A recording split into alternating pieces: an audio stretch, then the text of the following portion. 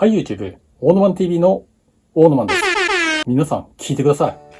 私は生きてます。ご覧のように、まだ生きてます。ちなみに、最近の私はというと、朝起きて、仕事に行って、夜帰ってきて、で、飯食って、風呂に入って、寝る。その繰り返しです。そして気がつけば、前回の動画からかなり時間が空いてしまっていました。ちなみに仕事なんですが、現在も私は派遣のおじさんをしています。おじさんというか、おじいさんと言った方が正解かもしれません。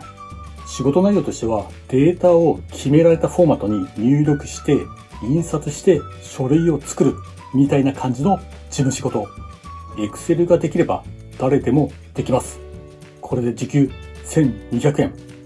で、先日ですね、派遣会社の担当の方から契約期間を延長できますけど、どうしますかという内容のメールが届きました。期間は5月末まで。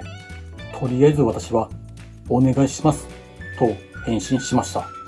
ということで、とりあえず5月末までは今のこの会社で仕事が続けられるかなという感じとなっております。じゃあその後、6月以降はどうするの？派遣の仕事を探すの？それとも正社員の仕事を探すの？と聞かれたら、まだ白紙状態です。ただですね、結構前から私の頭の中には、できれば正社員にはなりたくないという気持ちが芽生えてきているのは確かです。これを聞いて、安定的な正社員じゃなくて、いつ切られるかわからない派遣社員がいいの？くさくさと思う方がいるかもしれませんが、そんなあなたに私は問いたい。本当に正社員は安定してますか？満足のいく給料もらってますか？と、かつて私は19年間正社員としてある企業で働いていました。客観的に例えると、その企業の色はグレー、ホワイトでもブラックでもないグレーです。私は当時会社で終わらない仕事を自宅に持ち帰っていました。週2日ある休日の1日は計画作成で潰れていました。米田コーヒーやマックに朝から晩まで入り浸って仕事をしていました。この行為を当時は疑問すら感じずに行っていましたが、でもこれはやってはいけません。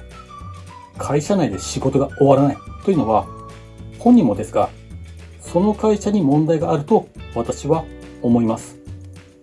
多分上司は気にも留めていないのでしょう。むしろ知っていたとしても、これで今月も人件費が浮いたぞ、キケケと喜んでいるくらいなのではないでしょうか。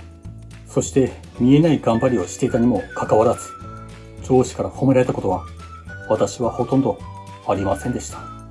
そしてそうした時に起きたのが転勤の話。札幌から遠く離れた北海道の田舎町への転勤。見方によっては左遷。